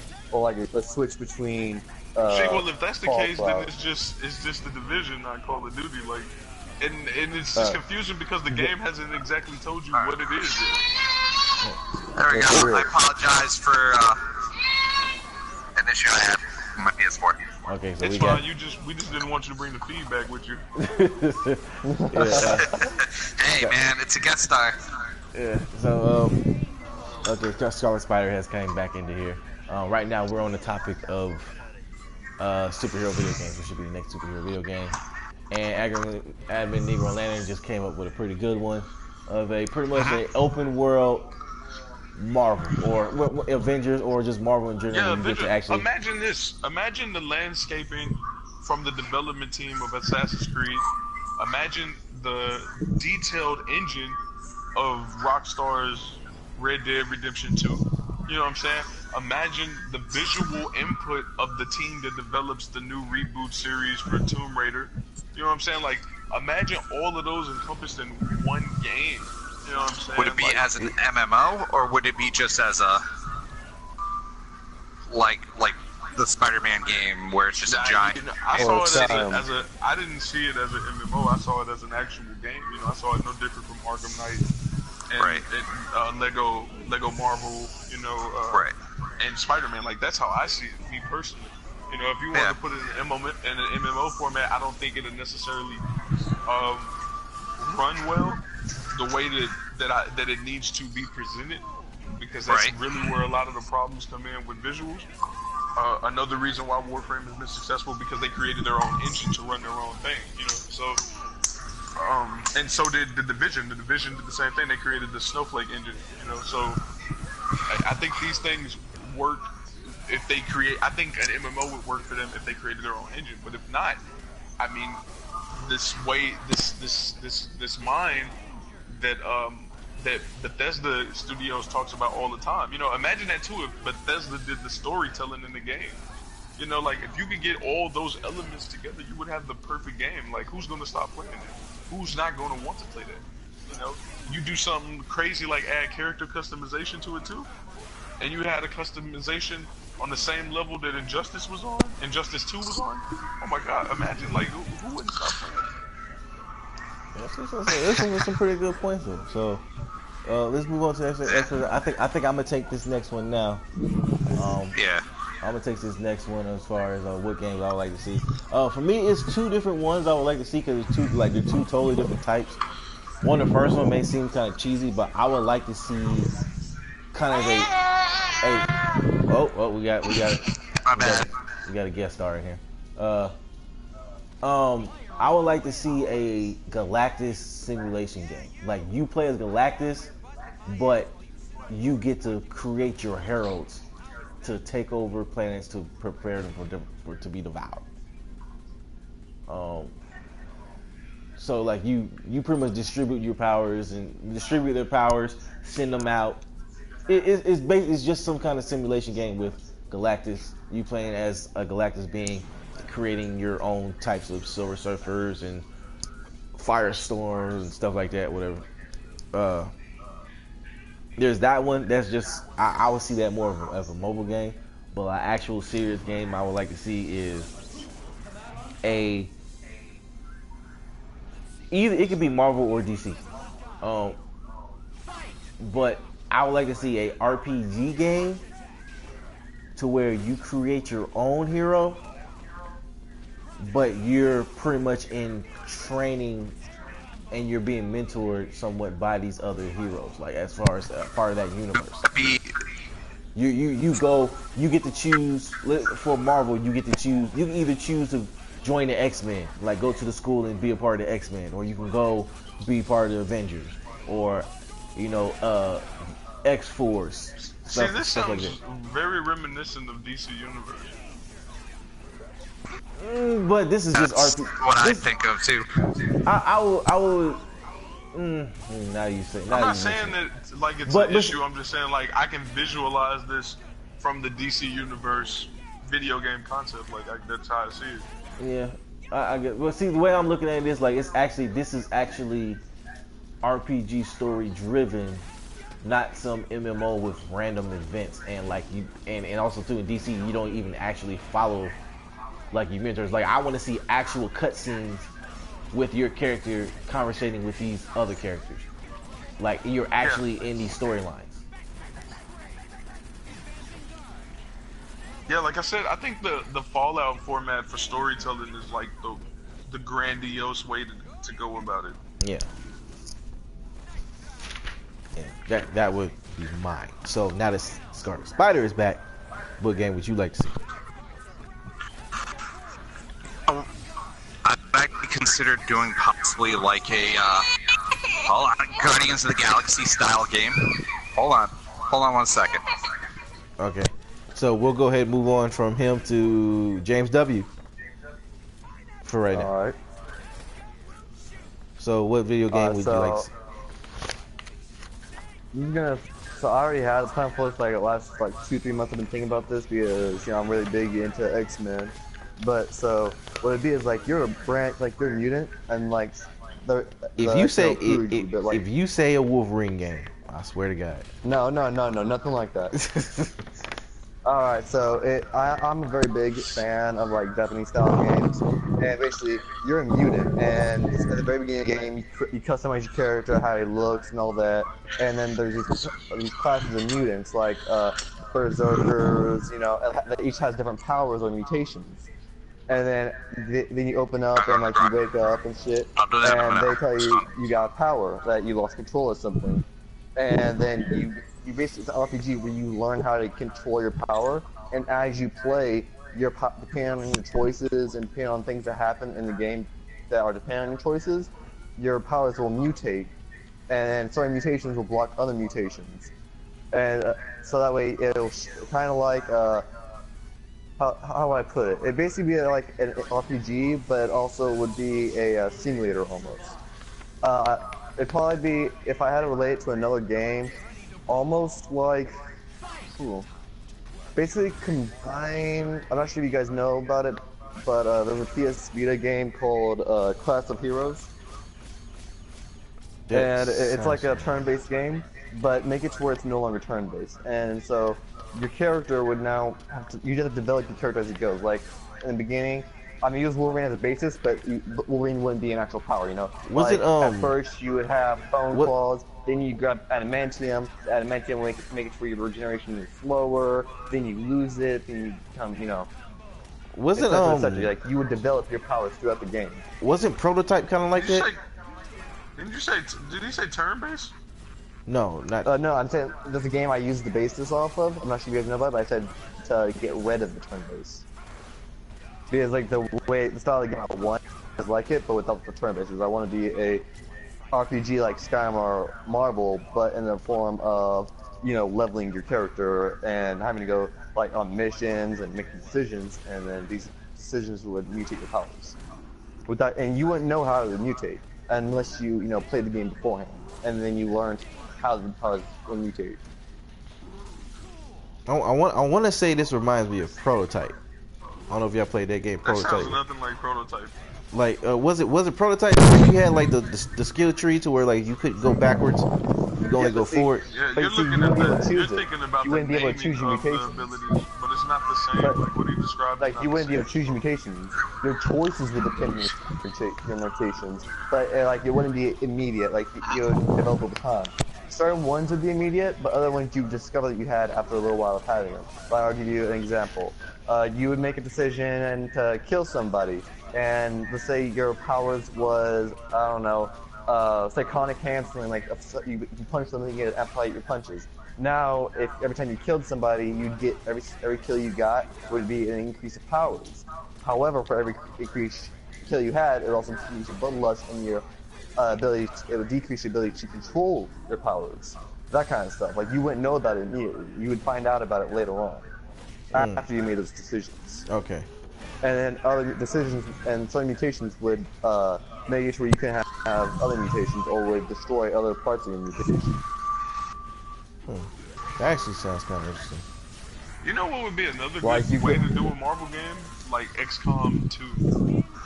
Like, as a fan of RTS games, like, I kind of knew you was gonna bring that up eventually. I kind of knew you was gonna bring that up, Joey. Did you? Because I didn't know I was gonna bring it up. Because XCOM is one of your favorite games. XCOM and Warframe.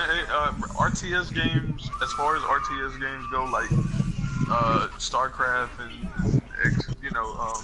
XCOM 2. Like XCOM 2 just has better visuals to me than StarCraft. But the playstyle is still the same, like that real-time strategy. Like I like that. Jacob Collier, actually, Jacob is in here. Jacob's one of our regular viewers. He says a Green Lantern Corps or a Nova Corps game would be great. Yeah, I can see that. And kind of my concept, I have 2 games in mind. One would be kind of like Guardians of the Galaxy or like Nova Corps type game, where you're out in space and you essentially like have tons of different Easter eggs of like the Eternals or like Galactus and stuff like that. So you're fighting different planets, essentially saving the universe. It's a terrible comparison. I wouldn't want to compare it to this, but you'd go from planet to planet, probably first person, similar to kind of like Destiny, but better. Me personally, you said first person? Maybe, or third person. I honestly, I would hate that game if it was first person. I want to see my heroes. I want to see the action of them. You can make suggestions. I mean, you can switch it up. There's tons of different games that actually essentially you can go from first person or third. If you make it so you can that'd be choose one. between. My other would be a more Mass Effect style game, where whatever you do in that game would affect any kind of sequels, whether it be DC related or Marvel. You'd create your own character, and similar to your perspective, Static, on how you can kind of choose a group or choose like somebody to kind of be under. Yeah. Making certain decisions will affect certain outcomes later on. So whether you can end up essentially killing a character off, or you can end up turning evil, or whatever scenario that you decide to go, and it's all by choices. Are y'all actually keeping up with what the fans are saying and the viewers are saying? Yeah. I've been referring back and forth between them. It's just in between. We've been getting more comments going in between, so it's going faster. Just want to make sure we don't skip over anybody comment. Yeah. So, the last one I looked at was having the idea of choice and affecting the Marvel Cinematic or the Marvel Universe or the DC Universe, depending on what style, which way you'd want to go, would be kind of an interesting concept. Because similar to Mass Effect, like, you can make these choices and it affects in a sequel game or later on in the story, and it can affect the whole world, story-wise. As a Mass Effect fan, I don't remember any decision I made in the first one that affected this. Okay, I have to address this real quick, Young Galky. Why does everyone do this to me? He called me Admin Doom. everyone calls me Doom. And everyone calls me Doom, and everyone calls him Static. This is getting out of hand. I mean, y'all look the same. No, we don't. I thought all you guys look the same. Every black guy looks the same. Okay, I see what you're doing right now, Admin brother. I'm not gonna go there. I know what you're doing. I'm not gonna go there. But he mentioned my Galactus idea was pretty cool, creating heralds.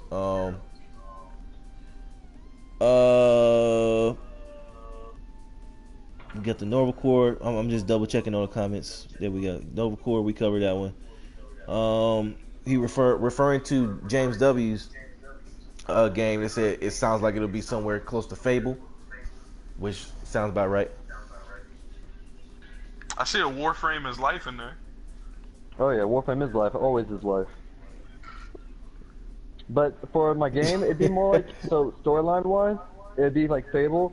But when it came to your powers and mutations, be more like Infamous, except where you wouldn't be notified of the changes. For some of them, other ones that were an active decision would be like if you decided to put adamantium in your body, or like decided to cut off wings like that. That would be changed. That would be like you'd be notified beforehand.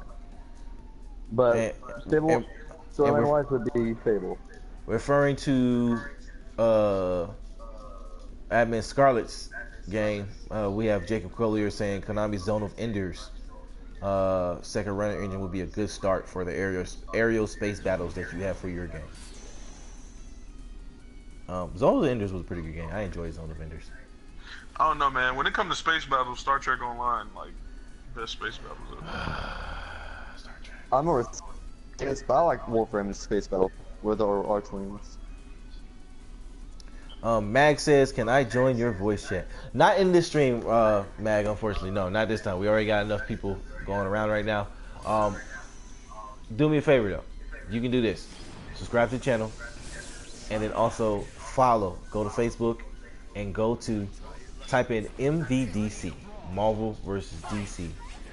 Official Marvel. I'm sorry, yes. Official Marvel vs. DC.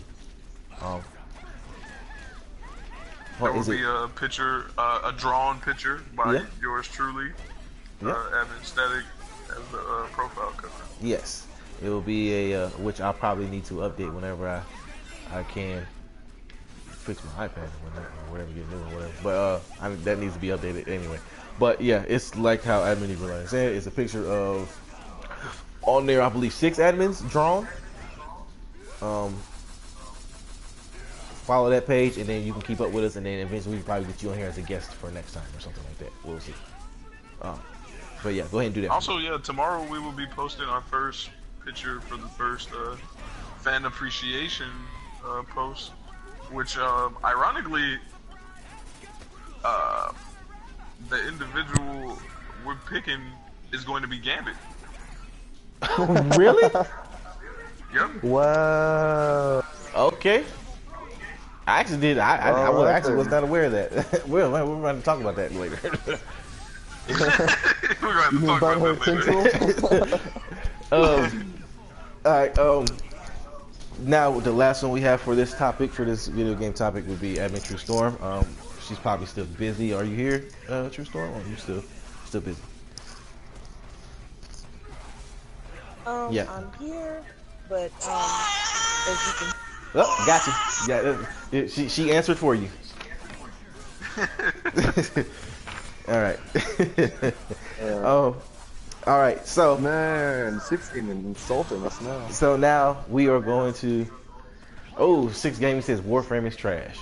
Now, I don't want to hear that, man. All right. So we don't want to send Admin Negro Lantern on a rant right now. We don't want to do that. So we're just gonna go ahead and move on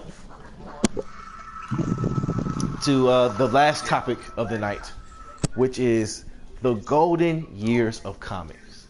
Now, I'm not asking this.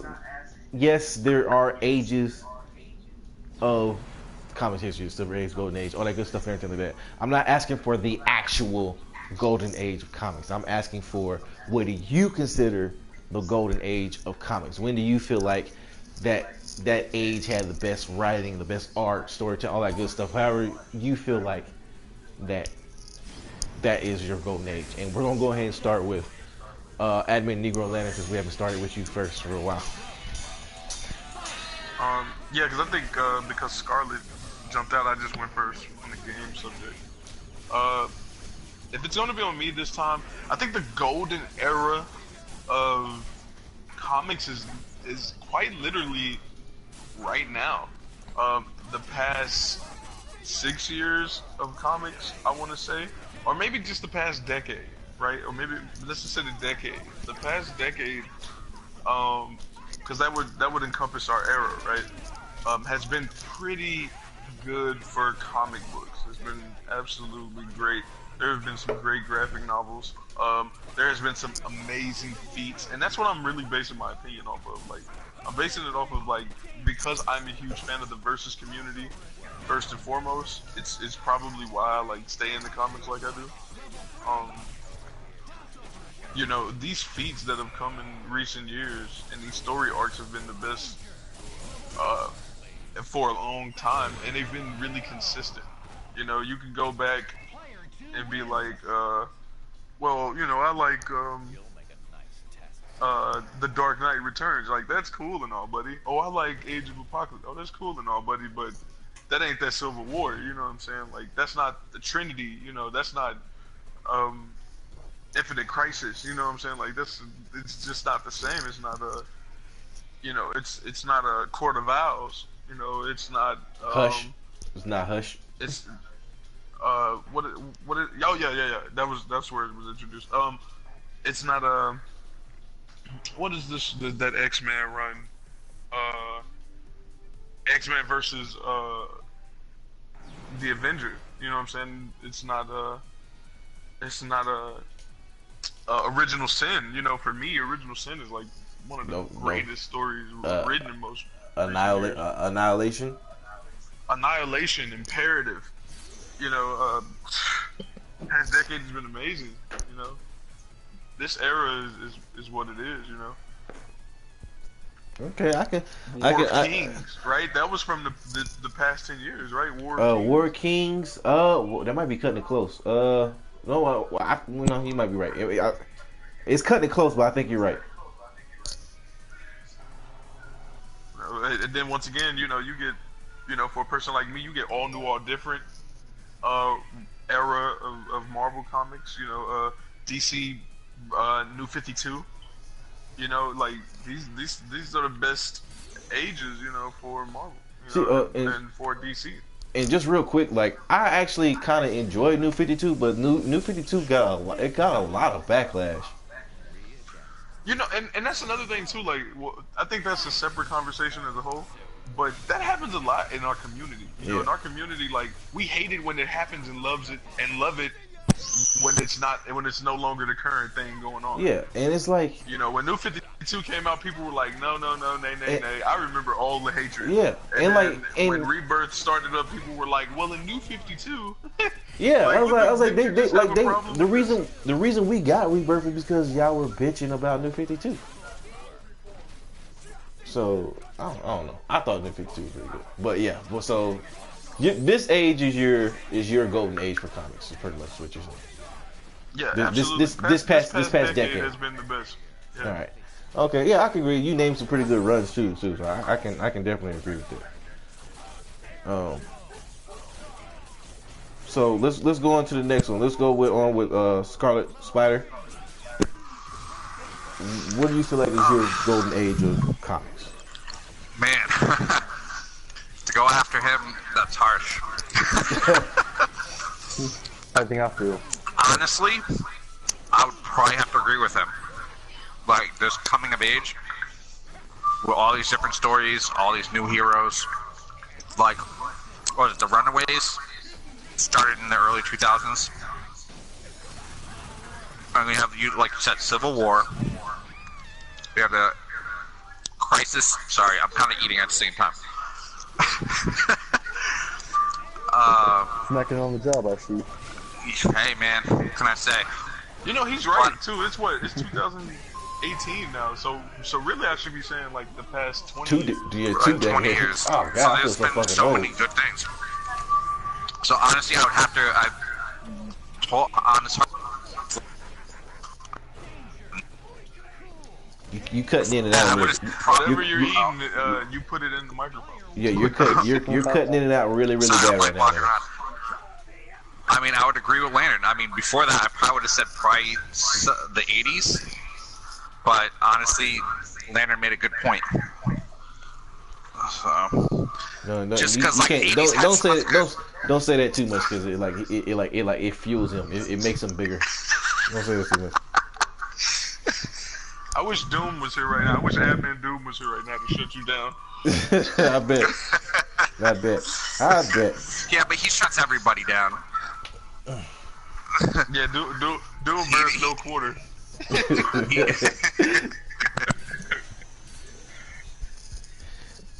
So we got an agreement from Admin Scarlet pretty much for these past 2 decades. That's 20, 25 years. Man. Well, not 25. Past 20 years. I don't like saying that. That shit sound old as hell. Makes you feel old. Damn. We lived through a millennium. Yeah, I'm only 19. I feel old from it. Shit. I don't even know if I want to continue. No, this at least I was being conversation fair to 19-year-old. Bro, no, my very first comic was Old Man Logan. I remember when that came out, I immediately went and jumped on that. Ooh. I missed those days. See, and it's important to say this era, in my opinion, because you have to recognize the impact that comics and movies have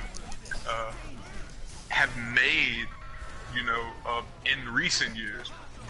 And not just because of technology, but as far as story writing and worldly impact, you know, economic impact even, you know, and also the scientific community has benefited from comic books, you know, and when you look at, you know, before 2000, when you look at, you know, the late 80s, the 80s and the 90s, when you look at the 80s and the 90s, like, you had your comic runs then, right? Comic runs have been around for years, you know, even before then. And when you look at the type of impact they had, you know, it was met the same way that movies today are met. You know, people usually hate them at first and then they become classics later. But nonetheless, it wasn't. Whenever it was still received well, it didn't have a cultural impact. It wasn't a super breakthrough, you know, and the ones that were far and wide. You know, you had your 1989 Batman, you had your Star Wars trilogy, you know, you know, you had these things that were far and wide, but everything that came in between didn't have those same impacts. You know, you can't say that about Phantom. You can't really say that about you know, too many movies. You know, Daredevil, Elektra, you know, the Ghost Rider, you know what I'm saying? Like, you can't say it about too many movies. And those might be a little more early 2000s, but nonetheless, I'm just saying, like, as a whole, and, you know, more recently to date, like, these things have really made an impact because the story writing and the cultural impact is super different, you know, versus, old Christopher Reeves, you know, movies. Like, cinematically, it made movie directors want to do more, and it showed people that making a movie like this could be done. But when you look at something like Winter Soldier, you know, it shows people, hey, there's a real message here, something that we all need to hear. And then it's like, you know, this character's not wearing tights, so I can take him serious. You know what I'm saying? Like, it's created a whole new dynamic. You know? And it's always like, I don't just want to watch this by myself. I want my family to watch this too. You know, going back, you know, people were maybe a little more defensive about how to approach these movies then. You know, fear of judgment. There was no voice for that community. Okay, yeah, Evan Negroland, as usual, preaching and proving points. Giving us some pretty good facts there. Now that was continue off of basically, well, that's a combination of Scarlet's and Evan Negroes. That was basically, y'all went to pretty much the same time because y'all had the same feeling, the same concept. Next, we're gonna go with James W. here. He's a lot younger than the rest of us here, so well, it's a lot younger than I am. It's true. It's true. But I am only 19. So you know, that means I can give a young person's perspective. You know. Yeah. So we old timers up in here. So. But we're gonna see where his golden age lies, and this will pretty much. Yeah. Just go ahead. I'm all ears. So I'm gonna agree with the first two guys as well. The only reason why though, mine's a little different. See, my reasoning behind it is that that's the comics I grew up with. See, for you, it's because, you know, like the way it's drawn and all that stuff. Mine are those ones I grew up with. Yeah, I remember when Civil War and Civil War 2 came out. I remember Old Man Logan, the very first Old Man Logan, the very first issue of it came out. I remember how I was thinking, all that kind of stuff when it came out. And I fell in love with both Old Man Logan, which was my first comic, and Civil War and Civil War 2. Those are my first three storylines, and that's what made me fall in love with it. I'm sorry to cut you off.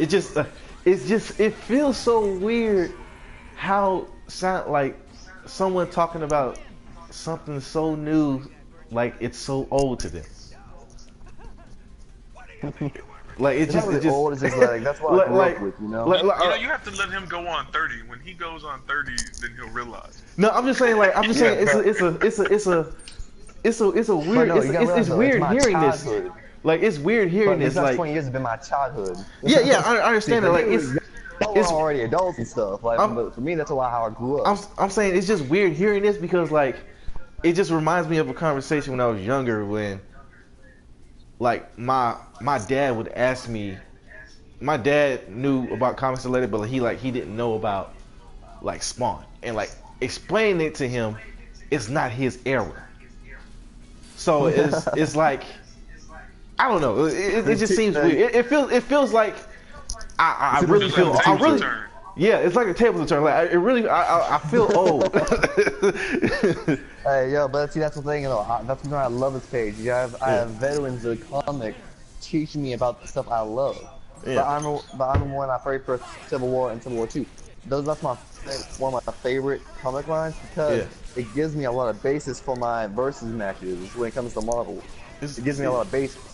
It's just like what's ancient to you is new to us. It's not ancient. Well, not ancient, but you know what I'm saying. Like it's like it's say more of a childhood. Yeah, saying you grew up on it, and then yeah, like you saying you grew up on it is like you saying. That's the thing. Like I think I've read some old comics. It's getting mixed up right now because I think what Admin Static is trying to note is that we're still growing up too.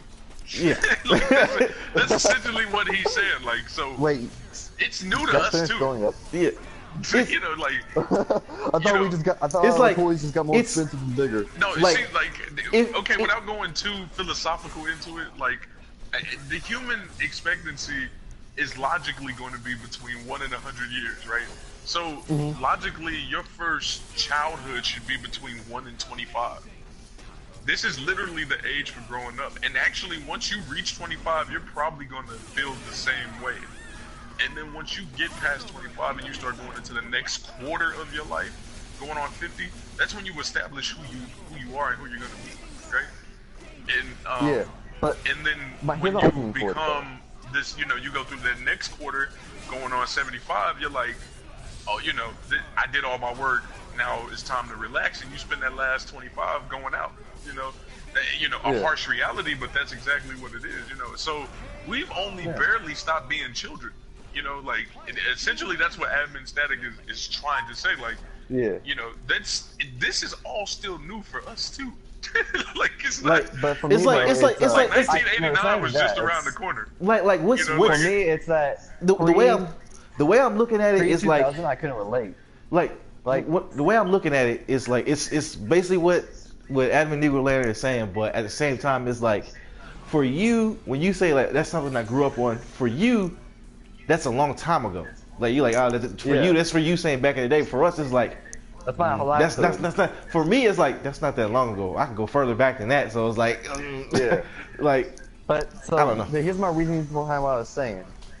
Because before, I'd say like the earliest comic I could relate to would probably be about the mid '90s. Past the mid '90s, comics that were past the mid '90s, I can't really relate to. But comics after the mid '90s, I can relate to. Like I can see how that could happen, or all that kind of stuff. But before the '90s, I'm like, what the hell is this? And people don't realize that until you have children yourself. Like when somebody tells you, "Oh, you're young," and then you're like, "Oh, but you're only 3 years older than me." A year alone makes a big difference. Maturity is everything. Dude, you know what I'm saying?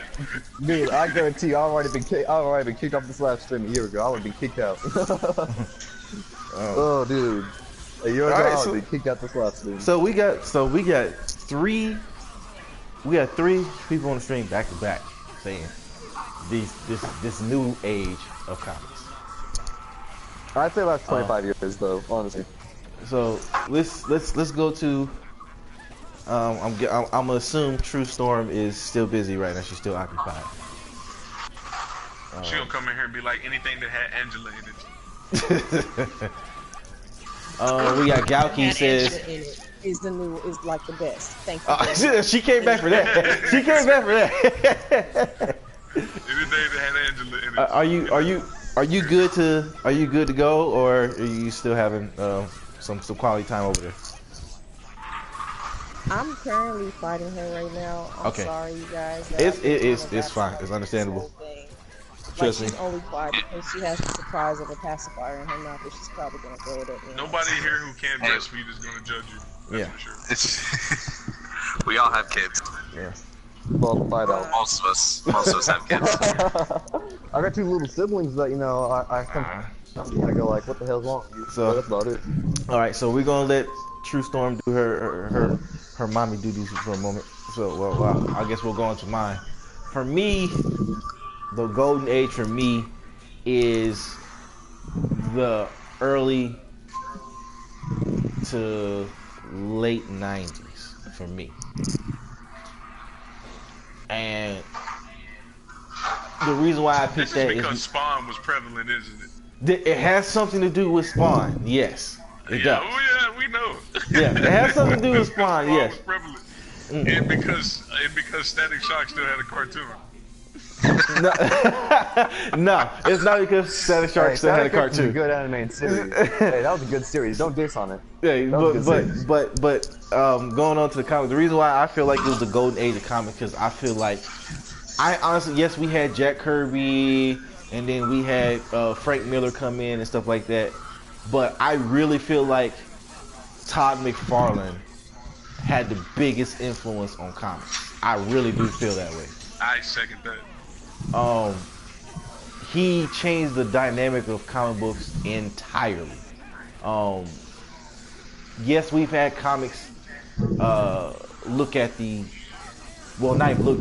We've had some dark storylines in comics before, but Tom McFarlane, when he was able to do his own thing, he took it even more darker. He took it to a place that no one else wanted to go, and now people are going that area.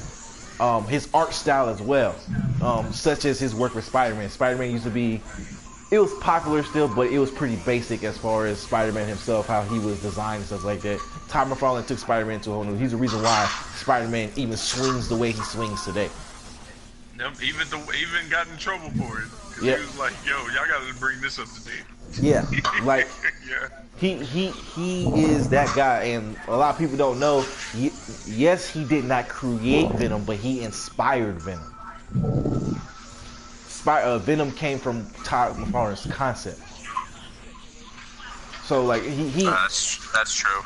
I mean, he pretty much created Venom. Yeah, but there's no doubt about it. he didn't he put the yeah, that's what I'm saying. Like he didn't do the initial creation release. He had the blueprint for it. Because originally he tried to do the whole Spawn thing with Marvel. They didn't go for it. They shut him out. But evidently his concept was good enough. Now carrying that over, that also went over into DC to where Batman has already took his dark turn with Frank Miller and stuff like that, and they started taking Batman into more of the Spawn approach of how dark it got and how gritty it got. Todd McFarlane he really changed and set the tone for comics in general. Like a lot of comics that we have now, a lot of runs that we have now, I would honestly say he is responsible for. As far as like how they take the storytelling, and his art style also too is really unique. You have a lot of people manipulating, like they manipulated Jack Kirby style for a while, and they kind of evolved and stuff like that. I personally have yet to see anybody manipulate or even duplicate Todd McFarlane's art style and evolve it, or even do it better. Well, pretty much anything that's come since the introduction of Image Comics really has had that Todd McFarlane influence. Because just like Jack Kirby, it took this extreme dynamic to be flipped on its head for people to be like, oh man, we could do so much more with this. You know, there's a science to the method to the madness. Yeah. You know, and it took Jack Kirby to start with. You know, it was Kirby who brought us into this day. You know, that technological look that's used everywhere. And then it took Todd McFarlane to say, hey, your characters don't have to look generic. You know, because even then, characters look generic. Yeah. Back when generic wasn't even a thing. That's what I'm saying. Like he took it all.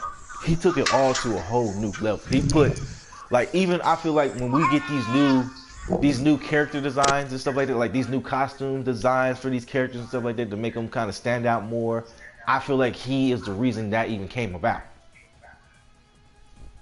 No, that's definitely true. It was Tom McFarlane who was like, yo, okay, you found a way to make characters look like they moving. I found a way to make them look like they're alive. And he did that. And everybody wanted a piece of that. Yeah, and all we've seen since is literally people, you know, implementing this same belief system. You know, the dynamic hasn't changed until just now, I think, with the guy who worked on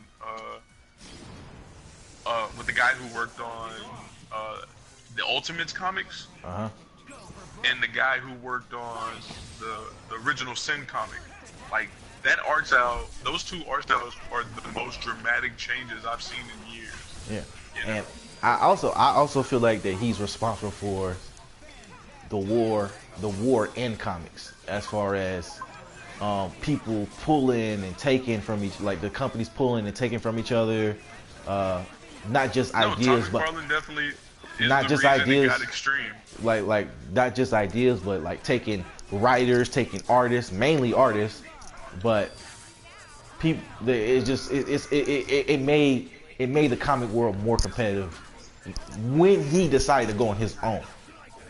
Yeah, them facts. See, Big facts. I've never seen the comic book not be Like he competitive, so literally that's something I can't relate to. he literally, him leaving, it was with Marvel first. Like him leaving Marvel and starting his own, like it scared Marvel and scared DC, and it pushed them to like, hey, either It scared them in the success of it. Yeah, he scared them into Because success. when he left, he took Jim Lee. You know, he took some other now mad famous artists. Yeah. You know, he took these guys with him, and he allowed them to be their own bosses while they were with him. You know, there was no contract with them. You know, they Yeah. were a bunch of guys who understood, hey, we got a common goal here, and we can do every creative thing we want to do. Yep. And it's all approved. And when they learned that, you know, they learned something about themselves they hadn't realized before. And now you have all the amazing things you've loved ever Yeah. since. Yeah, and you and- have no choice but to thank Todd McFarlane for that. And that People who love the Injustice run right now, the comic in the video game, you gotta definitely, thank Todd McFarlane. definitely Todd McFarlane inspired, definitely. Like, And we're that's not why. talking about just art. It was Todd McFarlane who told all those artists and writers, like, he was like, yo, man, you have a talent, use the fucking talent. You know, he was like, you want to get paid for what you do, and you want to get paid the way you're supposed to get paid for it. He was like, fucking do the job. Like, and that was it. Boom. And then these dudes was like, oh, I got a whole new outlook. And then, you know, the companies came to them trying to hurt Todd. And Todd was like, yo, it doesn't stop me because I love comics first. So even if they took $3 million from me right now, I'm still going to come in and draw. Like, it ain't going to stop me. Yeah, And that's what like, made Todd McFarlane the beast. and again, like I said, that's why I choose that era for my golden age, because I honestly believe if he never came along, comics right now would be boring as shit. I honestly feel like it would be extreme. Like we would have had the same thing for the past 50 years, and I truly do believe that. What's what? Anybody else got any input, or was that all of us? Half that stuff I don't know about. Well, take it as an educational process. Exactly, that's what I have to I raise my have one own small little page. thing to say before my kids start screaming again. Like one There you little go. thing. My favorite thing about this whole like this whole decade of comics is the fact that we have so much more diversity and open-mindedness, and like so many push boundaries within the comics is more expressive now, because before it was often closed-minded and kind of one track, even though it was still, you know, comic, you know, it was a comic because it was all, you know, it meant to be diverse and jaw-breaking, but now even more so. So now there's even more ground that's been broken, even more boundaries that's been pushed, even more open-mindedness, you know, because now we have even more real-world factors in our comic books. So it's so much more relatable and so much more diverse, and I'm enjoying that. So yeah, that's all I have to say. I'm gonna go back to Tiny Man speaking. Okay. Well, we can't give her a proper response to that, but I understand where she's coming from, and someone has a lot of feedback right now, or a lot of background noise or something. I think that's her background. Might be mine. Yeah, it was yours. What? It was good. Yeah, it's going now. Okay. But yeah, I get what she's saying. Where it does, well, like I said, this past decade or so has opened up a lot of diversity, as far as orientation of characters, the ethnicity of characters, as far as the topics they actually cover in these comics and stuff like that. Yeah, it has been gotten extremely diverse. There's also slowly a lot more black representation in comic books now, and that's really great. That I do enjoy. Yeah, I mean, I'm glad female representation, sexual orientation. That's that's everything that I meant. All of that. You know what I'm trying to say. Yeah. We know when you like an Angela comic, we know exactly what you represent. Yeah, Angela all over the place. That's another thing. See, that's another reason I can't relate, because like me personally, I've grown up with everybody, but like, oh, you like that? Cool. Oh, you like that? Cool. And then in comics, I'm like, where the hell is this? Where the hell is that? You know, that's one thing. The reason why I don't like it. Also, too, I want to bring that up too. The fact that another part for my golden age is the fact that Angela herself is proof that Todd McFarlane left his mark. A company that he cut ties with, that truthfully despises him, still wants his work, his creation. Well, that was actually deeper than that. The Angela thing came from a lawsuit. Yeah, I mean, it came from a lawsuit, but still, the fact that it still has his stamp on it. Yeah, and he made them take. What was it? He made them do the Lady Thor thing, and he made them take Angela. Yeah. Hey, Static, I'd like to address a question from one of the comments. Yeah. Is that alright? Yeah. So, a young guy asked me what I thought of comics from the 80s and 90s when I go back and read those. And from the comics I have read, which is very few, to me, the colors more, and they were kind of cheesy, a little extreme. Because, again, I didn't have the same problems that those y'all in the 80s and 90s had, or the same type of viewpoint. But another thing I'd like to address with that is that as a kid, I didn't have that much money. So when I did buy comics, it was things that were just coming out or things I really enjoyed.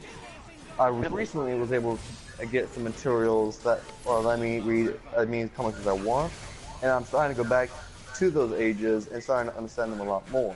But I don't have a viewpoint where I can actually comment on them enough with an educated reply. I would like to apologize for that, but that's all I got. I mean, you can't apologize for something you weren't alive for, so. Yeah, that's just your generation. It's that. Hey, it's not even that. It's just when I had money, what do you think I'm gonna go to? Comic I have no idea about, or am I gonna go to the newest X-Men that just came out with, Beast Train T-Line? Well, oh my God, so you're the reason we kept getting that trash? You kept paying for that movie? All right, everybody. Before we start getting carried away, we had a wonderful stream tonight. We covered all the topics tonight. We're hitting the 2-hour mark, and I myself am actually late for going to work because, again, I put my needs behind for you fans. So, that's where we want a little static. But anyway. This is Admin Negro Leonard. Peace out, people. Yep, Admin Negro Leonard is out of here, along with Scarlet Spider. Later, Guys, this guys. is out. Thanks for having me. Admin True Storm, she's here with us as well, and we're going to be out of here. Bye, guys. All right, and then our special guest tonight, James W. I know your last name. Don't think I don't know. I'm just not saying it on. I'm just not. I didn't want to say it online. I don't care. Okay, but yeah. So that was our special guest tonight. For those of you, Thanks for having me. for those of you still tuning in right now, or even watching this and everything like that, we are planning to do a weekly stream of DCUO. Right now we're talking on Saturdays, but it's still not completely confirmed just yet. We're going to be doing these podcasts while streaming DCUO with you guys and having those conversations. It'll be me, myself, Admin Static, Admin Negro Lantern, and Admin Doom, and possibly Admin Scarlet, but I'm not sure where he sits on that because he does have DC as well, but we're going to Yeah, Saturdays I work late, so we'll see. yeah. So that's probably enough. But other than that, is there anything else we need to mention before we go? Admin Negro? No, man. We're gonna work on trying to work out a time for this continuation of podcasts through DC Universe streaming. So we're gonna work on that time. Of course, tomorrow is the first day for. What's the date? Tomorrow will be October 8th, which will mark the first day that we post a fan appreciation on the page, which is, once again, go, like, subscribe, or whatever it is you do. This channel and also the official Marvel vs. DC fan page on Facebook. Once again, the profile picture will be a drawing from yours truly, Admin Static, of some of the admins. It's not up to date, but nonetheless, it's the drawing. We are the second largest Marvel vs. DC fan page on Facebook, period. So you can't miss us. Are you here to It's do or die. Fight! All right, and make sure I don't have nothing else in the back of my mind before we go. I do think that's pretty much it. With that being said, guys, this is the admins of the Marvel vs. DC fan page, and we are getting out of here. So we'll talk to you guys later. Y'all have a good night.